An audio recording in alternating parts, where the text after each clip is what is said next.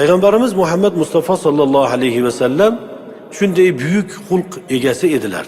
Qur'oni Karimda Alloh taolo A'udhu billahi mineşşeytanirracim inneke la ala huluqin azim. Sadaqallahul azim. Yani siz büyük bir hulk uzradursiz dedi Allah. Peygamberimiz aleyhisselamning maqomlari shunday balandki, Peygamberimiz aleyhisselam ana shu büyük hulkni ustida bo'lganlar. Bu borada tamomiy ummatga o'zlari namuna bo'ldilar. Peygamberimiz aleyhisselam bilan bir gaplashgan odam yana bir gaplashgisi kelar edi. Peygamberimiz aleyhisselamni bir ko'rgan odam yana bir ko'rgisi kelar edi.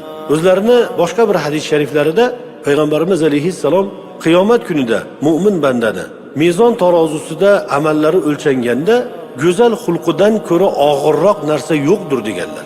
Qarang, qiyomat kunida bizni har birimizni amalimiz o'lchanadigan kunda mezon tarozusiga amallarimiz qo'yilganda bizni go'zal xulqimizdan da ko'ra og'irroq keladigan narsa topilmas ekan.